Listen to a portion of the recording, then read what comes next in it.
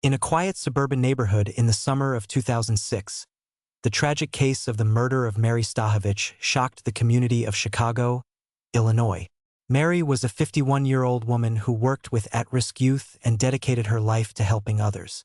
One fateful evening, she was visiting a friend when a series of events unfolded that would turn her pleasant evening into a nightmare. The key player in this painful story was her accused killer, 25-year-old Nicholas Gutierrez. He had been living in the same neighborhood and was known to have a troubled past. Fueled by a combination of anger and desperation, Nicholas brutally killed Mary in her friend's home. As the police arrived at the scene, a sense of fear spread through the peaceful streets. Neighbors whispered about what had happened, and many were shocked that such violence could occur where they lived.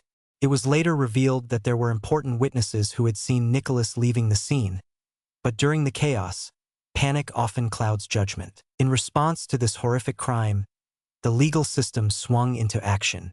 Investigators collected evidence, including DNA samples and fingerprints, which played crucial roles in the prosecution's case against Nicholas. As the investigation unfolded, it became apparent that there was still confusion among the public about the details. The media sensationalized parts of the case, making some people even more anxious. The courtroom filled with students, teachers, and family members, all eager to learn what would happen next. Over time, Mary's story ignited discussions about violence in communities and the importance of understanding mental health resources and support systems. As the legal proceedings began, everyone hoped for justice for Mary and her loved ones. This case not only highlighted the limits of the criminal justice system, but also brought attention to the need for reform and better resources to prevent such tragedies from occurring in the future.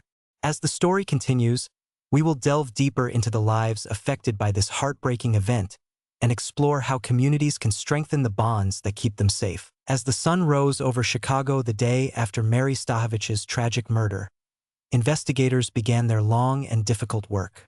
Law enforcement officers arrived at the crime scene early that morning. The house where Mary met her end was filled with sorrow. It echoed the confusion that many felt. The detectives knew they had to work quickly. Evidence was crucial to solving this crime, and they needed to gather as much as possible before leaving any traces behind. First, they carefully examined the room where the crime happened. Detectives took photographs of every detail, including furniture, blood stains, and anything that looked out of place. They collected DNA evidence, such as hair strands and fingerprints, hoping these clues would lead them to the people involved in Mary's death. The detectives worked efficiently, taking notes and ensuring no piece of evidence went unnoticed. Their determination was clear, yet they were aware of the pressure from the public and media growing outside. Media outlets received the news of Mary's murder with sensational excitement that overshadowed the event's emotion. Reporters flocked to the neighborhood, seeking any information to share with the world. Stories were printed, each headline packed with emotion and rumors. Some residents spoke positively, describing Mary's dedication to helping others. But as fear crept into the community, other people expressed their concerns, worrying about their safety. They wondered if a killer still roamed free in their peaceful streets. Social media buzzed with speculation, and concerns about local crime wave heightened. All of this added to the rising tension. Thus began the initial response from law enforcement teams. The detectives assigned to the case faced numerous challenges. Viewing the crime scene as a puzzle, they understood that they needed all the pieces to fit together. However, many paths led to uncertainty. Witness accounts were conflicting, and some neighbors reported strange behavior that did not help either. Investigators realized that some people were scared to speak up, fearing repercussions.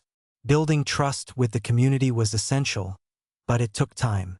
Each interview was carefully planned. The detectives asked open-ended questions, hoping individuals could share what they had seen or heard without feeling pressured. In the midst of the investigation, a twist unfolded. A tip from an anonymous source alerted the police that someone fitting the description of Nicholas Gutierrez had been spotted near the crime scene at the time of Mary's death. This lead ignited hope, leading officers to question him. However, at first, Nicholas denied being anywhere near Mary. His confidence was palpable when he spoke.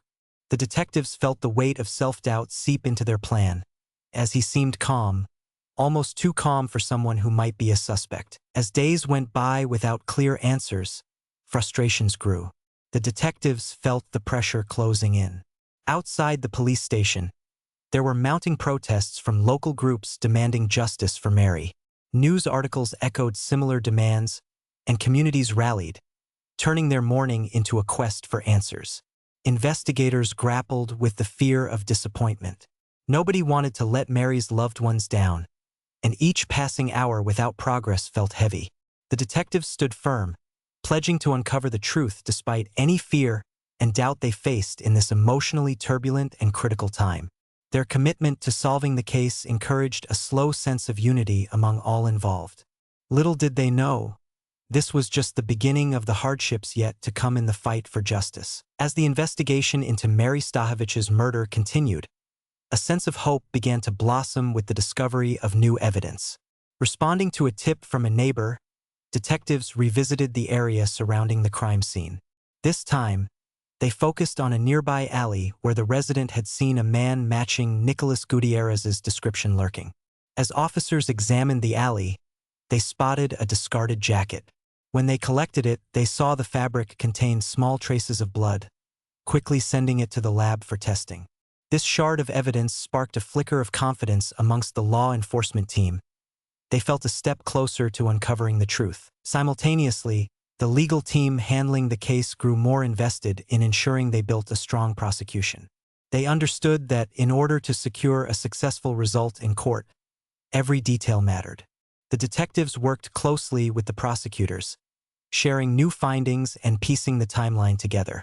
Gradually, the more evidence they gathered, including the blood from the jacket and DNA samples collected from the scene, the more substantial their case became.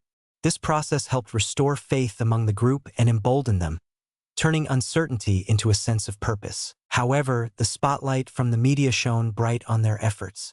Investigative journalists reported every tiny detail of the ongoing case. While some news outlets served to inform the public, others sensationalized the story, focusing on the emotional turmoil surrounding the tragedy. This coverage sparked discussions around the neighborhood, with people both supporting the investigation and demanding justice. Public interest grew larger as citizens eagerly awaited updates, creating a palpable pressure on law enforcement. Detectives felt the weight of their responsibility. They knew that the more media attention the case attracted, the greater the stakes became. Some officers received phone calls from their friends, asking for insider details. They could hear the expectation in each voice. The community wanted answers, or they risked a growing sense of fear festering among them. Such pressures put the team's determination to the test, yet they pressed on, fueled by a dogged pursuit of justice for Mary. As the analysis of the jacket's blood results arrived, the atmosphere inside the police station shifted. The exciting news revealed that the DNA matched Mary's. Confirming it as evidence put the case in a different light, and the team collectively felt a surge of hope wash over them. They shared a palpable sense of camaraderie, recognizing their shared victories, however small, brought them closer to capturing the truth. Annotating progress and building their case was central to boosting morale, and it ignited new fervor in the ongoing investigation. As the public learned about the connection between the DNA and the jacket, curiosity turned to cautious optimism. Was this the breakthrough we had been waiting for?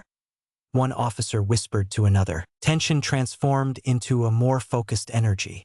Citizens began attending town meetings, discussing how to prevent similar tragedies. Many offered to support local youth programs, an effort to honor Mary and reinforce community strength.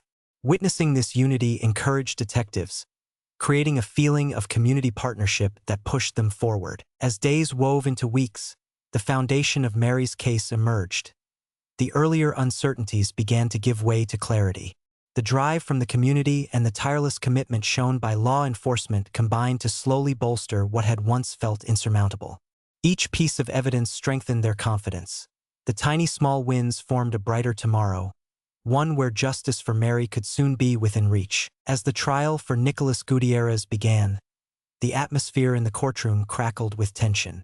Families and friends of Mary Stachowicz filled the wooden benches, their hearts heavy but hopeful as they awaited the proceedings. The courtroom was a theater of justice, where every word spoken could tip the balance. Lawyers in crisp suits lined up, each team focusing on pressing their case to the jury.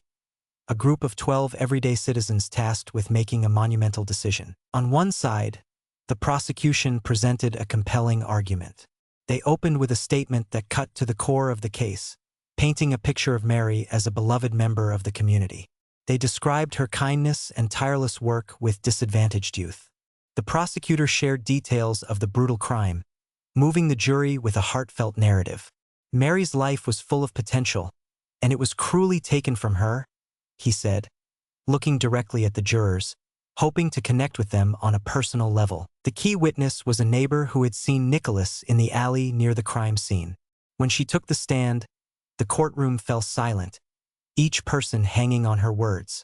She recalled the moment she spotted him and described how he appeared nervous, looking over his shoulder as he left the alley.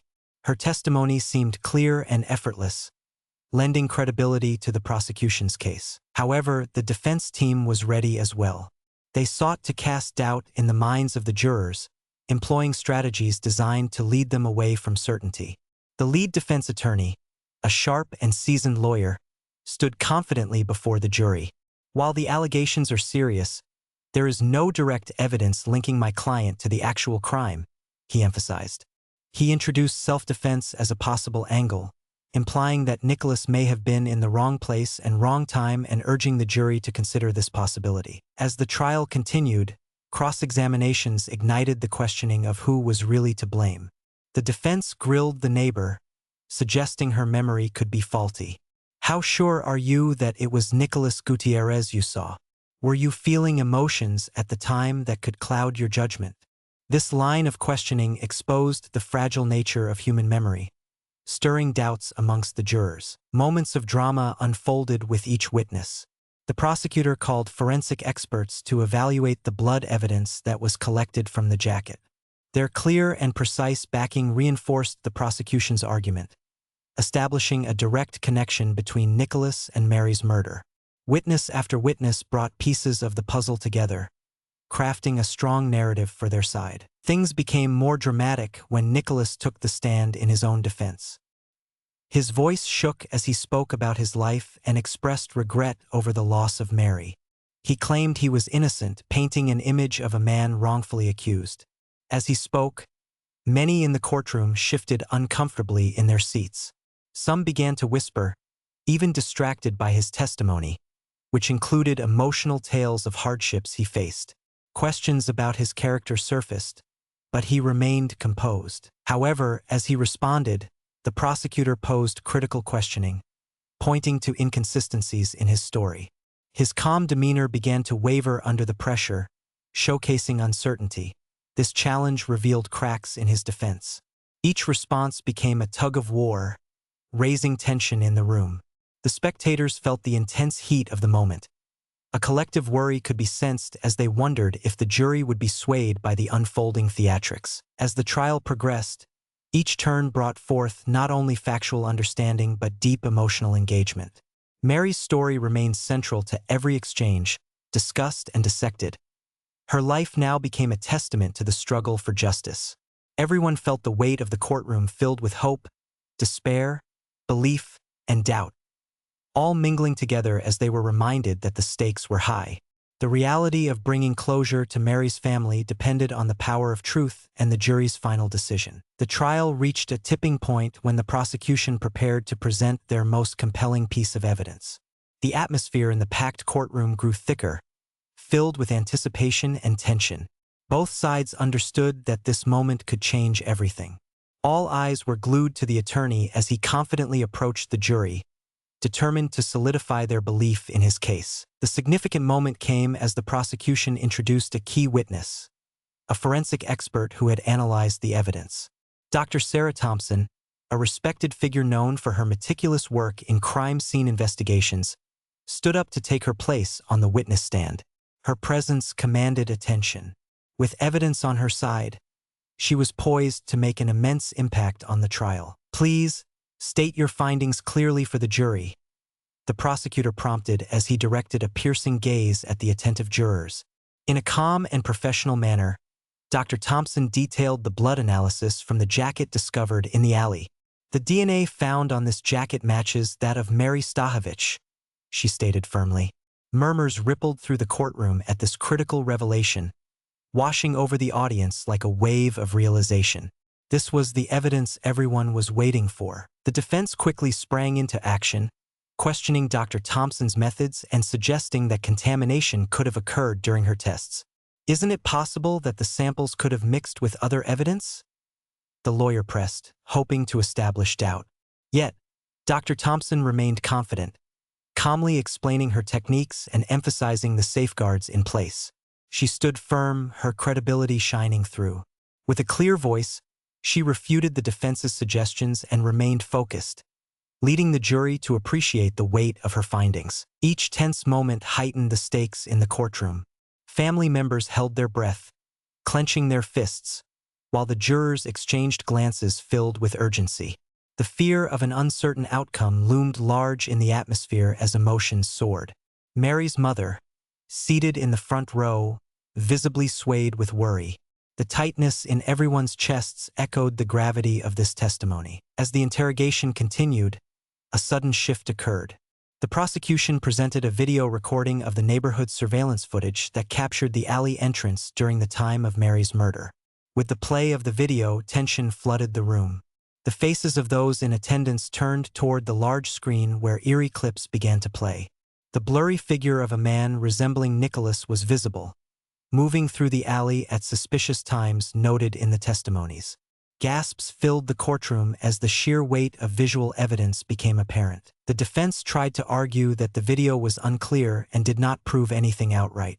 "You cannot assume this is Nicholas without clear proof," they insisted, using every attempt to extract doubt.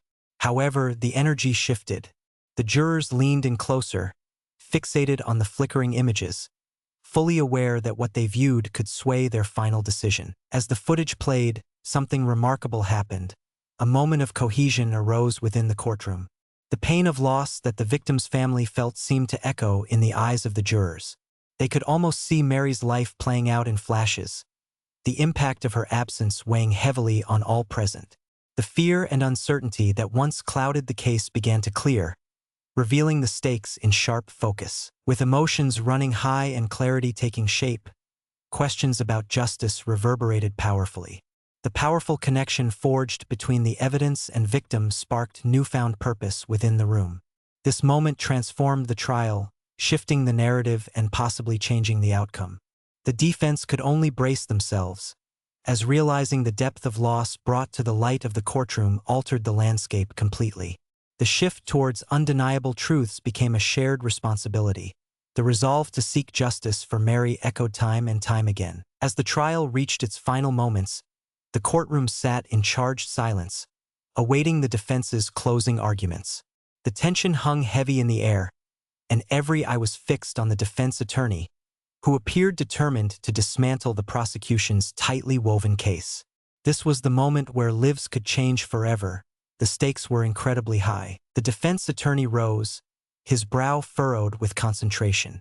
"Ladies and gentlemen of the jury, while the prosecution has presented you with a compelling story, I urge you to consider the evidence without emotion," he began. His voice carried through the courtroom as he meticulously navigated their case.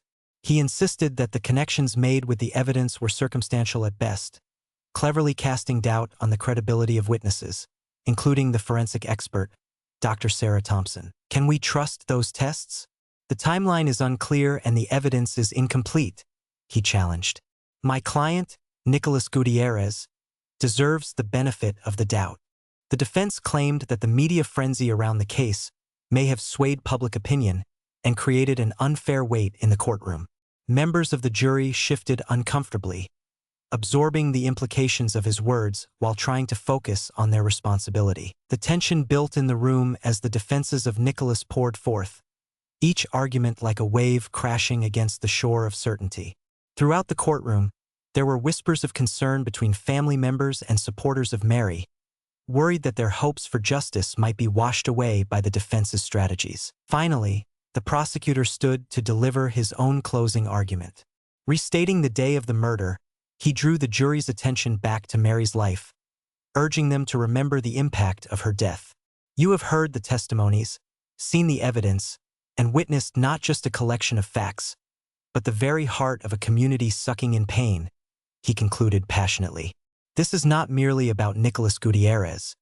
It's about justice for Mary and ensuring that her story doesn't end without accountability. As the jury absorbed both sides of the argument, whispers turned into conversations, spreading through various corners of the courtroom. Tension surged like electricity, and everyone felt the deep implications of the decision ahead. The jurors exchanged solemn stares as they were escorted from the courtroom to begin their deliberations. It was a moment fueled by weight, as if the very air had thickened with significance. In the aftermath, a quiet hush fell upon the spectators. Some families, like Mary's loved ones, hugged each other, needing the strength of connection more than ever. They took a moment to reflect on how the case had cast a spotlight not only on the tragedy of losing Mary, but also on their own shared experiences of grief. Rails of love and grief intertwined like unseen threads connecting community members, binding them together tighter in solidarity. In stark contrast, Nicholas's supporters nervously gathered in his corner. The uncertainty loomed large as they hoped for a hearing of innocence and freedom. Many of them looked across the courtroom at Mary's family, emotions swirling but unspoken. They realized that no matter the outcome, their lives felt irrevocably changed by these proceedings. Outside the courtroom, the atmosphere mirrored the inner turmoil. Media coverage intensified, reporters feverishly typing words into their devices. Public awareness surrounding the case now reached a new height, influencing conversations across the community. Discussions of mental health support, community safety, and crime prevention dominated social gatherings. It was through the tragedy that the community began to find purpose. Each moment echoed with calls for justice, healing, and unity, creating a ripple effect beyond what anyone could have imagined. In this environment of anticipation, they awaited the jury's verdict, knowing whatever might unfold would resonate deeply within their lives for years to come. The next chapter in Mary Stachowicz's story was about to be written, one that would significantly impact the community, igniting discussions and inspiring growth amid deep sorrow. When the jury announced their verdict, an intense silence engulfed the courtroom. The weight of their decision hung over everyone present. As the words "guilty" reverberated through the space, a wave of emotion swept across Mary Stachowicz's family. Mary's mother clasped her hands together tightly and let out a soft gasp, tears flowing down her cheeks. It was a verdict they had longed for, a confirmation that justice could be served. The initial punch of relief surged through them, but it was quickly accompanied by a deeper pang of sorrow. Mary was gone forever, and no verdict would change that. Longing for their daughter, they supported one another, finding strength in shared pain. "She can rest now," Mary's father whispered to her mother, hoping to convey a sense of peace, yet grief loomed large in their hearts. Even in this moment of triumph, the reality of their loss remained undeniable. Their community rallied around them, offering comforting words and gestures that emphasized hope and healing moving forward. In stark contrast, Nicholas Gutierrez's reaction was profoundly different. As he received the guilty verdict, confusion and despair flashed across his face. Many in the courtroom noticed a visible change. The bravado he had displayed on the stand evaporated as he realized the gravity of the situation. His family, who had supported him throughout the trial, appeared shell-shocked. They could hardly process the outcome. As Nicholas was taken away, they clung to each other for support, grappling with the stark reality that their lives would forever be changed by this moment. The public drew its own conclusions. News reporters flooded the courthouse steps, eager to capture the sentiments swirling in the aftermath. The media painted both faces, the grieving family and the dazed accused, carefully documenting how emotions ran high on both sides. Talk shows began hosting discussions about Mary's case, igniting broader conversations regarding community safety and justice. Community members voiced their lingering frustrations about crime and the effectiveness of the legal system. The verdict would not solve every problem, but it opened the door to more awareness and dialogue. The legal system was compelled to reflect on how the case unfolded. Law enforcement officers felt both a sense of honor and a heavy heart. Their hard work had paid off, but the fresh perspective gained from the trial's publicity made it clear there were persistent challenges ahead. They watched as citizens scrutinized their methods and processes, emphasizing the importance of transparency. The evidence collected and presented had been significant, yet questions remained about the community's trust in police practices. They knew these conversations were vital for growth. The media also faced the responsibility of evaluating their role. Many journalists recognized that while they aimed to inform the public, sensational stories could easily distort the public perception. Striking a responsible balance would become necessary as further developments unfolded. Reporters deliberated the consequences of their coverage, determined to foster informed discussions and prevent sensationalism from overshadowing the truth in future cases. As the trial washed over the community, reactions varied significantly, signifying how deeply personal and complex the responses were to both tragedy and justice. A sense of unity in collective mourning swirled alongside the broader discourse about safety, accountability, and community healing. Endless discussions broke out in homes and social circles, reigniting the focus on programs and resources that help people struggling with mental health. Despite the finality of the verdict, the story was far from over. Mary's legacy indeed transformed the community. What began as a loss now emerged as a platform for change and hope, encouraging residents to stand united against violence and injustice. As feelings settled, the complex layers of this experience would continue to shape every participant's life. Each moment resonated with purpose as everyone adjusted to the next chapter that lay ahead, motivated by Mary's story and collectively strengthened by the bond they shared. In the aftermath of the verdict, the consequences unfolded for everyone involved, still keenly aware of the emotional scars left by the crime. Nicholas Gutierrez, now convicted of Mary Stachowicz's murder, faced a harsh reality. His life changed forever as he would inevitably be sentenced to prison. The gavel's echo haunted him, overshadowing his dreams and ambitions. Scared and isolated, he had little choice but to accept the unfolding situation. His future became uncertain, and he would have to navigate the challenges of life behind bars, a place where fear and vulnerability often coexisted. Support from his family waned as they came to terms with the reality of his actions. Conversations quickly turned quiet, and visitors became rare as the weight of guilt seeped into every interaction. Among those still filled with sorrow, Mary's family found themselves grappling with the aftermath daily. They had achieved a certain sense of justice through the trial, yet unresolved pain lingered heavily in their hearts. Grief is not an easy burden to carry. Mary's mother often looked through old photo albums, reminiscing while tears spilled down her cheeks. She felt a brokenness that had not fully healed. They began to attend support groups not just for themselves but for those experiencing loss similar to their own. In forging these connections, they united families mourning in similar ways, which slowly fostered healing.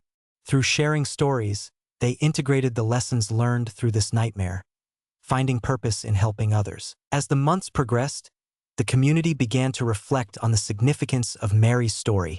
Her legacy gradually transformed the conversation surrounding crime, mental health, and safety. Community meetings buzzed with discussions about supporting at-risk youth, highlighting the importance of prevention. Local leaders advocated for funding mental health resources for weakened communities, creating outreach programs.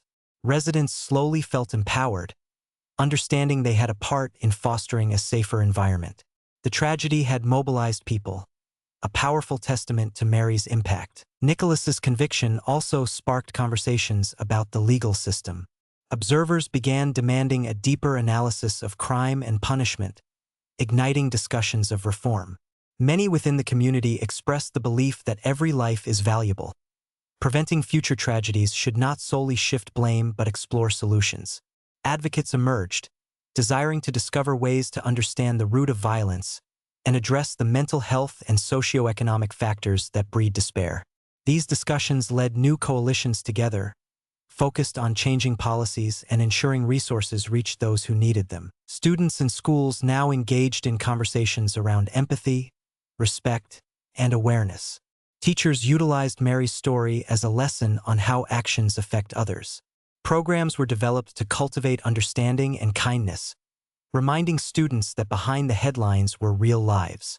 The ripple effect of a shared tragedy showed that hope and healing can bloom from the darkest moments.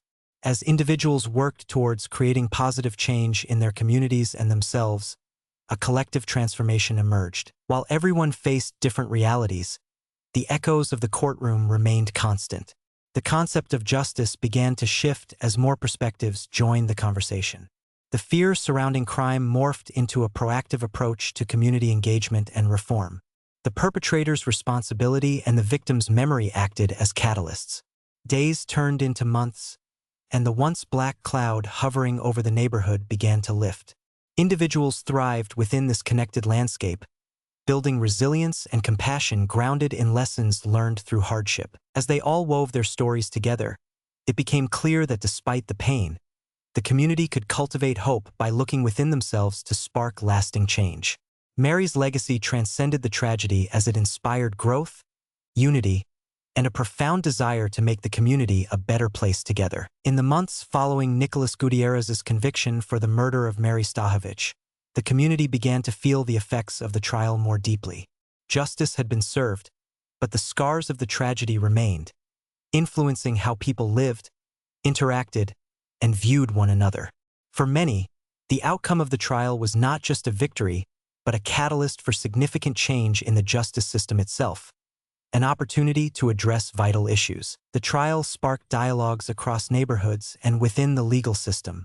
Law enforcement agencies strengthened their commitment to transparency and community relations, knowing that trust must be built between police and citizens. Increased training sessions focused on communication, empathy, and de-escalation techniques, aiming to prevent misunderstandings that could lead to violence. Reforms began to shape the approaches taken when interacting with at-risk individuals.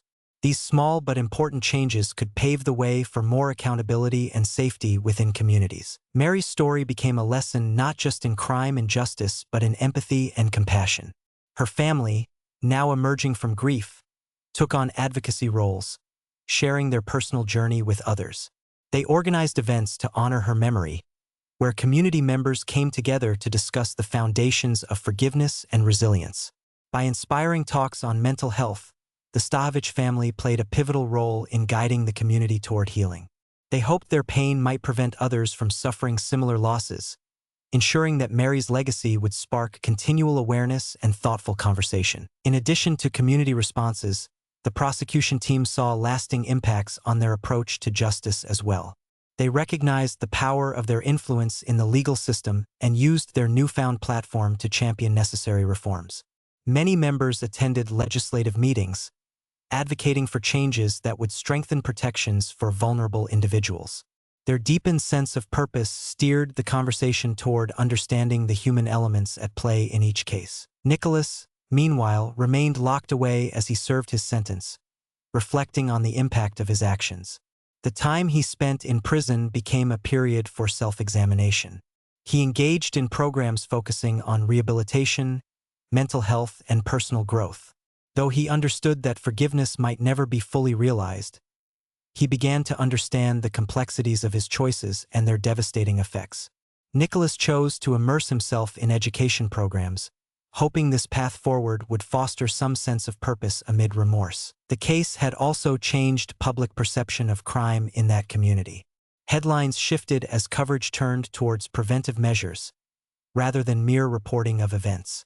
Local authorities began addressing systemic roots of violence, finding fresh perspectives on community safety. An emphasis on programs assisting troubled youth flourished, highlighting the importance of early intervention. Town hall meetings became a common place for citizens to express their beliefs regarding safety, empowerment, and understanding mental health, with many protecting vulnerable individuals as a focal point. Ultimately, both the community and the legal system were left forever altered by the outcome and discussions sparked by Mary's tragic story.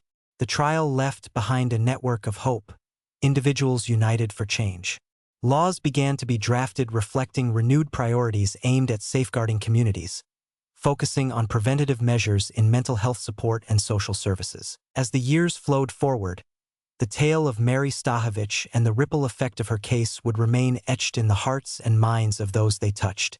Lives intertwined around the themes of heartache and healing, shaping every person in a way that emphasized the bright power of togetherness, kindness, and resilience through adversity.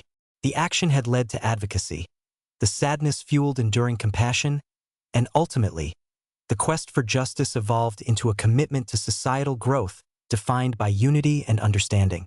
Each step taken not only honored Mary's memory but inspired communities everywhere to embrace hope, escape cycles of violence, and embark on a journey toward collective well-being.